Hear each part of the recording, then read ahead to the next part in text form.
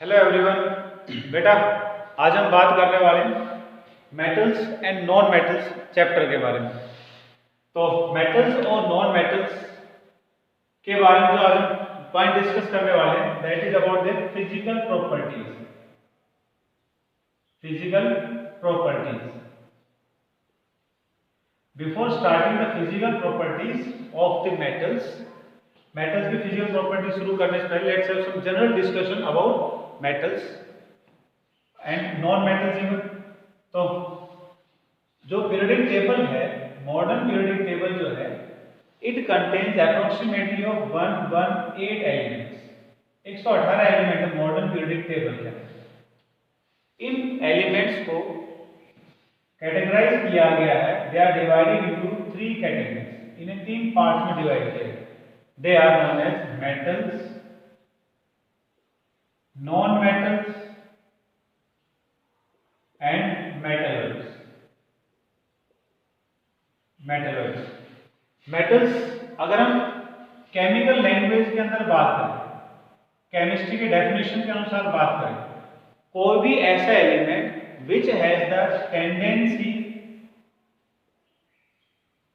To lose electron, कोई भी element जो इलेक्ट्रॉनों को लूज करने की टेंडेंसी रखता हो। इसके अलावा कुछ और प्रॉपर्टीज आपने पढ़ी होंगी, like thermal conductivity, sonorosity, malleability, ductility, luster, they are also properties of metals। वो भी है। तो वो गुण या टेंडेंसी टू डोनेट इलेक्ट्रॉन्स वाले गुण जिस भी एलिमेंट में होंगे उन्हें हम क्या कहेंगे? Will call them as metals. इन्हें मेटल्स बोलते हैं। तो नॉन मेटल्स क्या हो जाएंगे? जो कैरेक्टर्स मेटल्स में होते हैं वो नॉन मेटल्स में नहीं होते हैं, लाइक सोनोरोसिटी, साउंड प्रोडक्शन की जो आवाज, metals do not produce sound while metals they produce sound. Ductility, malleability, ये जो पॉइंट है they are not associated with non metals. या डेफिनेशन की बात करें, टेंडेंसी टू गेन इलेक्ट्रॉन्स, जो एलिमेंट इलेक्ट्रॉन गेन करने की टेंडेंसी रखते हैं they are known as non metals. They are known as non metal. ये नॉन मेटल्स होती है। मेटल्स के एग्जांपल की अगर हम बात करें, like gold, silver, platinum, palladium, copper, zinc etcetera. Non metals की अगर हम बात करें, they are usually gases. Non metals are usually gases, जैसे oxygen, nitrogen, hydrogen, fluorine, chlorine, और some of them are in liquid state also, जैसे bromine है, ये लिक्विड स्टेट में होती है। और अगर हम सॉलिड स्टेट की बात करें तो carbon in the form of diamond, वो सॉलिड स्टेट में होता है, इज ए नॉन मेटल। ऐसे आयोडीन है, ये भी एक नॉन मेटल है, बीइंग सॉलिड स्टेट में, लेकिन ये नॉन मेटल। तो metals tendency to lose electrons, non metals tendency to gain electrons. या फिर अदर प्रॉपर्टीज की बात करें तो we have variabilities. Third point is with metalloids. Metalloid की बात करें तो मेटलॉइड्स क्या होते हैं? Metalloids are elements having properties of both कौन कौन से? मेटल्स की भी प्रॉपर्टीज होंगी इनके अंदर एंड नॉन मेटल्स की भी प्रॉपर्टीज होंगी। They are known as metalloids and their example are arsenic, As, antimony, Hb and bismuth. So these are 3 examples of metalloids. जिन दोनों गुण होते हैं हम क्या बोलते हैं? मेटलॉइड्स। They are metalloids. ये metal. So that was the general classification of elements into periodic table. Metals क्या है, नॉन मेटल्स क्या है, उनकी क्लासिफिकेशन का बेसिस क्या है। Physical properties also there base, जो फिजिकल कैरेक्टर्स हमने किए वो भी उनको अलग करने के तरीके हैं। अदरवाइज इलेक्ट्रॉन को लूज गेन करने का जो पॉइंट भी है that is the main point of differentiating all the elements into 3 categories. Now let's have some important properties about metal. अब हम बात करेंगे यहाँ पर मेटल्स को लेकर। We are going to discuss the physical properties of metal. Non metals के लिए जो प्रॉपर्टीज है मेटल्स की हम डिस्कस करेंगे, इनको आप रिवर्स कर दो, उल्टा बता दो कि क्या बनने properties of non metals. So in all we are going to discuss both the properties of metals and non-metals. So first physical property is metallic luster. Metallic luster. Luster का मतलब होता है चमक, यानी कि शाइनिंग। तो मेटल्स को आपने देखा होगा, like gold has its own shine, silver चांदी को देखा है, उसकी भी एक शाइन होती है। Copper in the pure state, copper in pure state has reddish shine, हल्की लाल जैसी चमक होती है। Other all rest of the metals जो होते हैं they have white silvery shine, इनके अंदर व्हाइट शाइन होती है, सफेद चमकते हैं। जैसे आप सोडियम को देख लो या मैग्नीशियम को देख लो, they are having white silvery shine. So that is about the metallic luster. वही नॉन मेटल्स की अगर हम बात करें तो non metals are usually dull in colour, उनका कोई कलर नहीं होता। फॉर एग्जांपल अगर हम बात करें, because they are in the gaseous state, like oxygen है, हाइड्रोजन है, नाइट्रोजन है, they are in gaseous state, their molecules are found to be randomly apart from each other, so they cannot have shine in that condition, except a few cases like diamond है, bromine है, तो diamond and iodine, not bromine, diamond and iodine, so they are having some shine, they are having some metallic luster, they are having non metallic luster, मतलब चमक वाले गुण उनके अंदर है, सब के अंदर है। ऐसे अगर हम बात करें कि जो प्योर मेटल्स होते हैं, when exposed, जब प्योर मेटल्स को खुला छोड़ दिया जाता है, they become dull in color. For example, copper when exposed to atmosphere, जब कॉपर एटमॉस्फेयर के संपर्क में आता है, it develops a chemical state like CuOH whole twice dot associated with CuCO3। Pure copper जो होता है एटमॉस्फेरिक कंडीशन के संपर्क में आने पर वो इस फॉर्मूले में बदल जाता है, and this gives copper colour of green. ये green colour, copper reddish colour से ग्रीन कलर में कन्वर्ट हो जाता है, यानी कि ये अंडरगोज कोरोजन, ये खराब हो जाता है, और इस कोरोजन का नाम क्या हो गया? It is green in colour, CuOH whole twice and CuCO3, both the formulas combined together। ऐसे सिल्वर है, सिल्वर इंटरेक्ट्स विद सल्फर, चांदी और सल्फर के साथ जुड़ जाती है, and becomes slight blackish in colour, हल्की ब्लैक कलर में बदल जाती है with the formula Ag2S। Ag2S का इसका फॉर्मूला बन जाता है। ऐसे अगर हम बात करें एल्यूमिनियम को लेकर, जो एल्यूमिनियम होता है it is white silver in shine, ये ऑक्सीजन के साथ रिएक्शन करने पर it gets converted to Al2O3, aluminium oxide बदल जाता है। ये एल्यूमिनियम ऑक्साइड की एक ब्लैकिश लेयर एल्यूमिनियम के ऊपर डिपॉजिट हो जाती है, जिससे इनकी शाइन खत्म हो जाती है। So when metals come in contact with atmospheric condition, they lose their shine, they become dull in colour. ये हो गया। अगर अब हम इनके मेटल्स के कुछ खास पॉइंट्स के बारे में बात करें, important interesting points about metals, तो copper was the first metal to be used, copper was the first metal to be used, copper पहला मेटल था। iron was not the first metal to be used, copper was the first metal to be used as utensils, weapons, इनके रूप में copper को use किया जाता है। इसके अलावा जो कॉपर होते हैं या मेटल जो होते हैं, they are used in formation of bridges, trains, railway tracks, platforms और ships, aeroplanes, utensils etcetera. So metals they have their uses in the form of trains, ships and so on. Next important property and interesting property of metal is that some of the metals they are used in defense building equipments like titanium, zirconium, vanadium,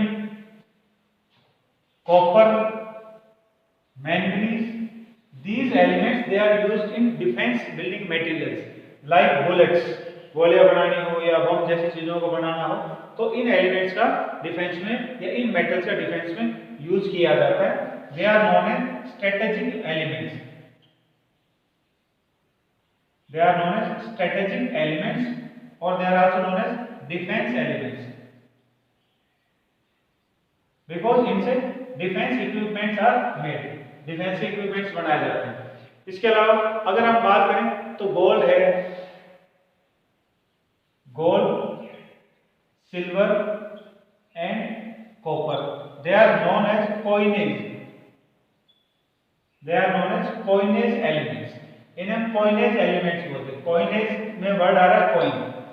तो इनसे coin बनाया जाता है. In the earlier times we know that there were the coins of सोने के सिक्के, चांदी के सिक्के या तांबे के सिक्के होते थे. तो इसलिए हम इनको बोलते हैं they are known these metals they are known as coinage. इसके अलावा these elements are used to make jewellery. Jewellery में प्लेटिनम का भी इस्तेमाल किया जाता है. Next important property associated with the metal is that they are used as catalyst. Metals are used as catalyst. Metals को कैटलिस्ट के रूप में भी यूज किया जाता है. कैटलिस्ट क्या होते हैं? Catalyst are those chemical compounds और या are those chemical species which interacts to non reacting chemical species and makes the reaction without itself undergoing any change. यानी कि कैटलिस्ट ये वो केमिकल चीजें होती हैं जो दो रिएक्टेंटों के बीच में रिएक्शन करवाती हैं बिना खुद के किसी परिवर्तन के. For example hydrogen plus nitrogen. These gases they usually do not interact by themselves. Nitrogen gas है, हाइड्रोजन गैस है, ये अपने आप कभी रिएक्शन नहीं करती. अदरवाइज क्या एटमॉस्फेयर के अंदर नाइट्रोजन गैस भी है, हाइड्रोजन गैस भी है. अगर इनमें अपने आप रिएक्शन होता तो रिएक्शन होने पर दे फॉर्म्स अमोनिया गैस. ये अमोनिया गैस बनाते हैं. तो एटमॉस्फेयर में हाइड्रोजन भी है, नाइट्रोजन भी है. अगर ये अपने आप रिएक्शन कर जाते तो अमोनिया गैस बनती. और अमोनिया गैस क्या है? Is A poisonous gas. Is a deadly poisonous gas. It's inhalation can cause death. इसके सूंघने से मौत भी हो सकती है. Therefore, the reaction between but this condition do not develop in the atmosphere. Ammonia gas बनती तो है नहीं, तो इसका मतलब कि इनके बीच में रिएक्शन है वो डायरेक्ट नहीं हो सकता. Some chemical species is brought in between them. इनके बीच में कुछ चीजों को लगाते हैं. जिन केमिकल चीजों को लगाते हैं उन्हें हम बोलते हैं कैटलिस्ट. फॉर एग्जाम्पल इन दो के बीच में रिएक्शन के लिए हम आयरन को लगाते हैं. अब आयरन क्या करते हैं? इन दोनों के बीच में रिएक्शन करवाता है, इन दोनों के बीच में इंटरेक्शन करवाता है, कोलिजन करवाता है और फिर कोलिजन को अमोनिया जैसे प्रोडक्ट में बदलने का काम करता है. इस रिएक्शन के दौरान में आयरन रिमेन सेफ. ये आफ्टर द रिएक्शन रिएक्टेंट खत्म हो जाएंगे, प्रोडक्ट बन जाएंगे और आयरन बाहर आ जाएगा. तो this is the property of catalyst. So catalyst क्या हुआ? एक ऐसी केमिकल चीज जो दो नॉन रिएक्टिंग चीजों के बीच में रिएक्शन करा दे लेकिन खुद पर कोई असर ना पड़े, उन्हें हम बोलते हैं कैटलिस्ट. तो इस एग्जांपल में क्या हुआ? आयरन एक मेटल है, वो कैटलिस्ट के रूप में काम कर रहा है. ऐसे एक एग्जांपल और देख लेते हैं, like formation of nitric acid. Formation of nitric acid. Nitric acid के बनने के लिए platinum is used as catalyst. Platinum catalyst के रूप में यूज है. नाइट्रिक एसिड के बनने की जो प्रोसेस है उसे हम बोलते हैं ओस्टवाल्ड प्रोसेस. और अमोनिया के बनने की प्रोसेस को बोलते हैं हैबर्स प्रोसेस.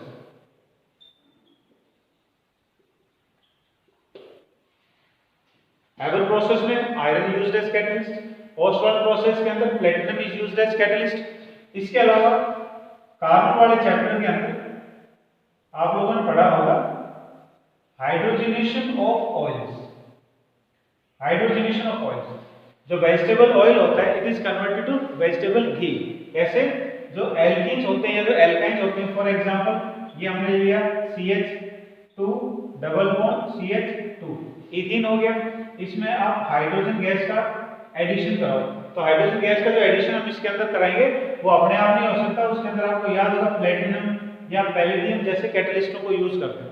ये कैटलिस्ट अब इस हाइड्रोजन गैस को इनके डबल बॉन्ड को तोड़ के उनके अंदर ऐड करने का काम करते हैं एंड फॉर्म CH3. ये एल्कीन था. इन कैटलिस्टों ने हाइड्रोजन जोड़ के उसको एल्केन में कन्वर्ट कर दिया. दिस इज एल्कीन क्योंकि इसके अंदर डबल बॉन्ड है और ये बन गए एल्केन क्योंकि इनके अंदर सिंगल बॉन्ड है. और ये काम किसने कराया? प्लेटिनम, पैलेडियम, निकल, रेने निकल जैसे मेटल्स ने करवाया. निकल या रेने निकल. रेने निकल मोस्ट एक्टिवेटेड फॉर्म ऑफ निकल होता है. तो इनके कारण से ये काम हुआ. तो क्या हुआ? इस रिएक्शन में हम देख सकते हैं metals are used as catalyst. So metals they found their maximum utility. Metals के बहुत ज्यादा यूज होते हैं. अब हम वापस आ जाते हैं about the physical properties of metals. Metals की उन फिजिकल प्रॉपर्टीज पर आ जाते हैं। सबसे पहली फिजिकल प्रॉपर्टी जो हमने डिस्कस करी थी that was about the metallic luster. Metallic luster के बारे में हम पॉइंट कर चुके हैं। Second property is about hardness.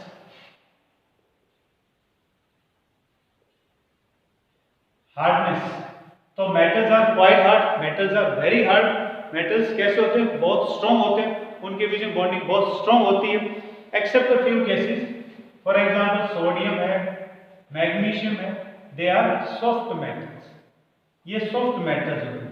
कितने सॉफ्ट होते हैं? They can even be cut with knife. इन्हें हम नाइफ से कट भी कर सकते हैं, नाइफ से इनको काटा भी जा सकता है, इतने सॉफ्ट भी होते हैं। वहीं कुछ एलिमेंट्स की हम बात करें जैसे Hg, क्या है? मरकरी। ये क्या है? It exist in liquid state. ये लिक्विड स्टेट में होती है, तो इसमें भी हार्डनेस का कोई कैरेक्टर नहीं होता। So these are some exceptions associated with metals in their hardness character. तो ये बात है हार्डनेस को लेकर के। The next property is about melting and boiling point. Melting point and boiling point, जो भी हम पॉइंट कर रहे हैं इनका रिवर्स अगर हम बता दें तो किसकी प्रॉपर्टी बन जाएगी साथ में? नॉन मेटल की प्रॉपर्टी। मेल्टिंग और बॉइलिंग पॉइंट की बात करें तो metals have very high melting and boiling point. अब हम रीजन देखते हैं कि मेटल्स के बीच में मेल्टिंग पॉइंट और बॉइलिंग पॉइंट जो इतना हाई क्यों होता है। तो देखिए, suppose this circle represents an atom of a metal. ये दूसरा मेटल हो गया। एग्जांपल रूप में हम मान लेते हैं these are the atoms of iron. तो आयरन में जो एटम्स है या मेटल कोई भी हो, ये M का मेटल एटम हो गया, कोई भी मेटल हो गया, और ये क्या एटम्स है।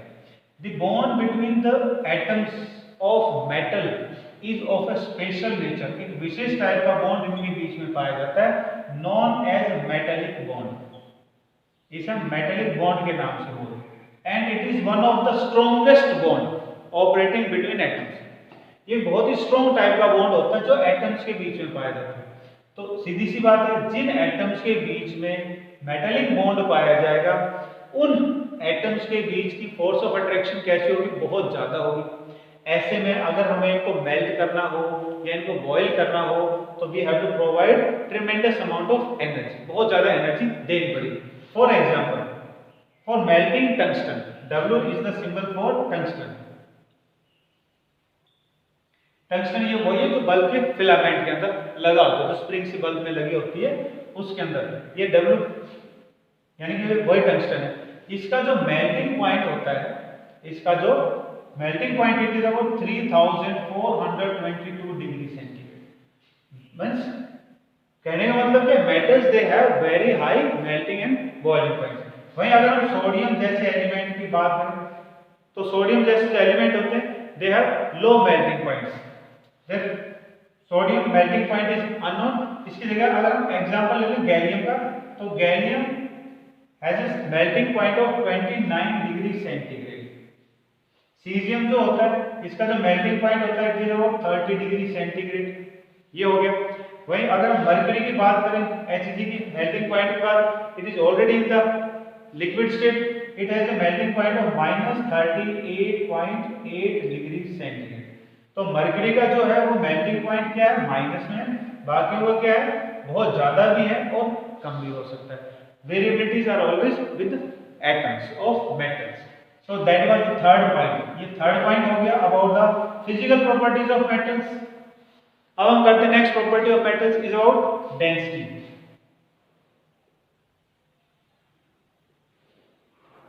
Density means number of atoms और ग्राम, या आप इसको वेट भी कह सकते हैं, वेट ऑफ मेटल प्रेजेंट पर सेंटीमीटर क्यूब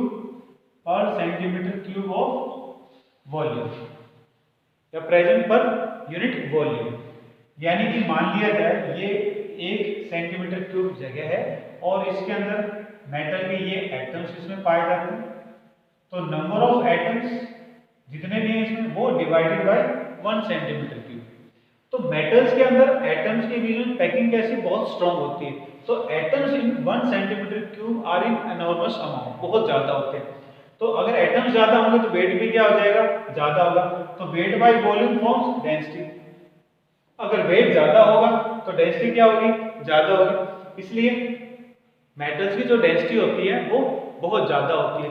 फॉर एग्जांपल जो आयरन की डेंसिटी है इट इज अबाउट 7.86 ग्राम पर centimetre cube. So iron has a very high density of 7.86 ग्राम पर सेंटीमीटर क्यूब। भाई अगर सोडियम की डेंसिटी की हम बात करें तो सोडियम इज लाइटर, हल्का होता है, तो इसकी जो density it is about only 0.97 ग्राम पर सेंटीमीटर क्यूब।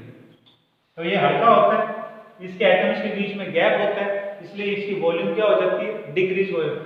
एटम्स कम होने के कारण से क्या हो जाएगा, वेट कम हो जाएगा, वेट कम होगा तो डेंसिटी डायरेक्टली प्रोपोर्शनल है तो वो कम हो जाती है। Next property is about tensile strength. Tensile strength,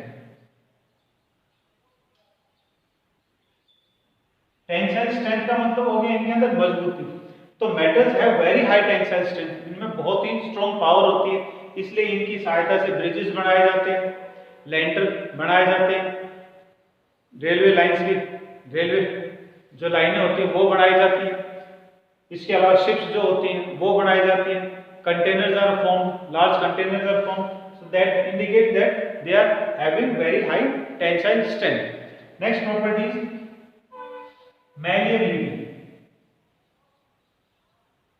malleability का मतलब होता है to be converted to sheet form, जब हम इनको शीट के फॉर्म में बदलते हैं। तो आयरन की शीट देखी होंगे आप लोगों ने, आयरन की शीट को हम कन्वर्ट कर सकते हैं like in the same way copper sheets are also there, copper sheet भी होती है, aluminium sheets are also, means metal can be converted to long sheets, इनको चद्दरों के रूप में बदला जा सकता है। Next property is ductility. Ductility means to be converted to wire form, इन्हें पतला किया जाता है, बहुत बारीक किया जाता है, बहुत बारीक करके इन्हें बिल्कुल वायर फॉर्म में, बहुत बारीक वायर फॉर्म में भी कन्वर्ट कर सकते हैं। जैसे आपने इलेक्ट्रिकल वायर्स देखे, और इलेक्ट्रिकल वायर्स के अंदर आपने कॉपर वायर देखा है, एल्युमिनियम वायर देखा है, so they are in the ductile form, इनको ये डक्टाइल फॉर्म में कन्वर्ट किया।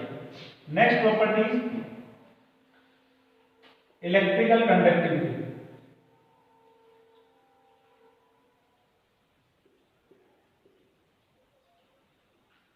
जो मेटल्स होते हैं, मेटल्स का जो वैलेंस शेल होता है, मेटल्स के एटम्स का जो वैलेंस शेल होता है, इट हैज फ्री इलेक्ट्रॉन्स, उनके अंदर फ्री इलेक्ट्रॉन, और ये फ्री इलेक्ट्रॉन क्या करते हैं, help in conduction, help in transmission of electrical charges. जैसे करंट इनके पास में आता है तो ये एक एटम से दूसरे एटम, दूसरे से तीसरे atom, rapid flow of electrical charges takes place by the help of these free electrons. So metals being having free electrons are having good electrical conductivity। यही पॉइंट हम बात करें थर्मल कंडक्टिविटी के बारे में। तो metals they are also having good thermal conductivity। Suppose आपने एक आयरन का पीस लिया और उसको आपने आग के अंदर रखा, तो उसके एक किनारे को आपने पीछे पकड़ रखा था और एक को आपने आग में टेक रखा, आग में लगा रखा था उसको, तो यू विल फाइंड धीरे धीरे पीछे की तरफ का जो एंड पहले कोल्ड होता था it becomes hot, indicating that heat is transfer from the lower end to the upper end. तो that is thermal conductivity, and that thermal conductivity is also performed by this free electron. कोई free electron जो electrical charge को ले जाते हैं वही conductivity का, thermal conductivity का काम, नीचे से एनर्जी को उठा करके आगे वाले एटम्स में ट्रांसफर करते हैं, and slowly the transfer from the lower end reaches to the upper end. Next point about that is thermal conductivity हो गया। उसके बाद में the last point is about sonorosity, that is metals are sonorous in nature. Sonorous का मतलब होता है sound production.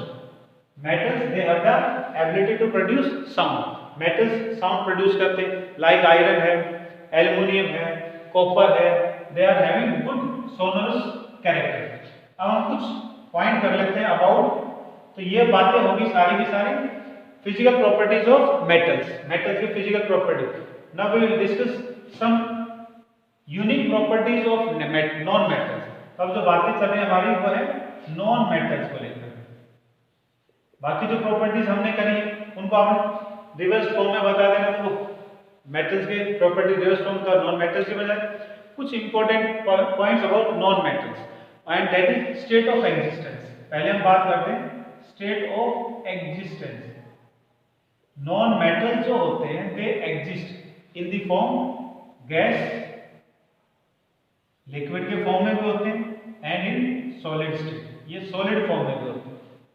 वही जो मेटल्स थे दे वर existing in accept the case of mercury all metals were solid in state. Mercury किस form में था? Liquid state. जबकि जो नॉन मेटल्स हैं they have all the three states, ये तीनों स्टेट में पाए जाते हैं। गैस के फॉर्म में जैसे ऑक्सीजन गैस होगी, हाइड्रोजन गैस होगी, नाइट्रोजन गैस होगी। लिक्विड स्टेट के बाद अगर हम करें यहाँ पर इनके अंदर तो bromine exist in liquid state. Solid state की बात करें carbon in the form of coal, diamond और graphite exist in solid state. वहीं फॉस्फोरस सॉलिड स्टेट में होता है, सल्फर है वो भी सॉलिड स्टेट में होता है। So non metal they exist in all three physical states. अब हम इनके केमिकल एग्जिस्टेंस स्टेट की बात करते हैं। केमिकल एग्जिस्टेंस ये तो हो गया फिजिकल स्टेट, अब केमिकल एग्जिस्टेंस तो गैसेस यानी नॉन मेटल्स दे एग्जिस्ट इन मोनो एटॉमिक स्टेट। जो गैसेस होती हैं वो मोनो एटॉमिक स्टेट के अंदर भी पाई जाती है। मोनो एटॉमिक स्टेट में जो एक एटम वो होता है in case of noble gases. जो नोबल गैसेस होते हैं इनके एटम्स आपस में कंबाइन नहीं करते बिकॉज इनका ऑक्टेट पूरा होता है, शेल कंप्लीट होता है, इसलिए इनके एटम्स नहीं जुड़ते, वो अकेले होते हैं, अलग होते हैं। लाइक हीलियम, तो हीलियम में आपने He ही लिखा है, He2, He3 या He4 जैसे वर्ड यूज नहीं है। ऐसे ही आर्गन को देख लो, ऐसे आप नियोन को देख लो, ऐसे क्रिप्टॉन को या जीनोन को या फिर रेडॉन को, they exist in atomic state, ये एटॉमिक स्टेट में पाए जाते हैं and all these are noble gases. अब हम बात करते हैं diatomic state. Diatomic state का मतलब है दो एटम इनके जुड़ करके हैं। तो इसके एग्जांपल हमारे पास में like H2, N2, O2, F2, Cl2। तो ये वो गैसेस हैं दो, ये वो नॉन मेटल हैं, दो एटम आपस में जुड़े हुए होते हैं, कंबाइंड होते हैं, that is there in diatomic state. कुछ टेट्रा एटॉमिक स्टेट में भी नॉन मेटल्स होते हैं, tetra atomic state. Tetra atomic state के अंदर जो नॉन मेटल्स हैं उनका एग्जांपल है P4 फॉस्फोरस। फॉस्फोरस जो चार एटम इनके जुड़े होते हैं they are in tetrahedral shape. इनकी जो शेप होती है वो होती है टेट्राहेड्रल, ये इनकी शेप है। चार जो फॉस्फोरस एटम जुड़ेंगे, एक फॉस्फोरस एटम, ये दूसरा फॉस्फोरस एटम, तीसरा फॉस्फोरस एटम और ये इनके बीच में बॉन्ड बन गया। ये जो शेप बनी है this shape is known as tetrahedral shape. वहीं कुछ नॉन मेटल्स जो होते हैं they exist in octa atomic state. Octa atomic state, कुछ नॉन मेटल्स जो होते हैं वो ऑक्टा एटॉमिक 8 एटम यूनिट में जुड़े होते हैं। लाइक S8 सल्फर के 8 एटम। सल्फर के जो 8 एटम होते हैं they are found in a special shape. जैसे ये P4 टेट्राहेड्रल शेप, ऐसे उसके 8 एटम एक स्पेशल शेप में पाए जाते हैं जिसको हम बोलते हैं पकड़, PUCKERED, पकड़ रिंग स्ट्रक्चर। पकड़ रिंग स्ट्रक्चर, और पकड़ रिंग स्ट्रक्चर कैसी है? लाइक W, एक्सपेंडेड W अगर आप एक्सपेंडेड करके खोल के बनाओ तो इसको हम बोलते हैं पकड़ रिंग स्ट्रक्चर। इसके हर कॉर्नर के ऊपर एक सल्फर एटम होता है, तो इसके अंदर देयर आर 8 कॉर्नर्स, 8 कॉर्नर, और वो इस तरह से हर सल्फर से जुड़े हुए होते हैं। So this is about the state of existence. और ये कौन सी चल रही है? Chemical state of existence. Chemical ये किस तरह से पाए जाते हैं? फिजिकली तो हो गया, सॉलिड लिक्विड गैस के बारे में बात हो। सो rest of the properties about non-metals are they are very easy. You can go parallel with the properties that of non-metals.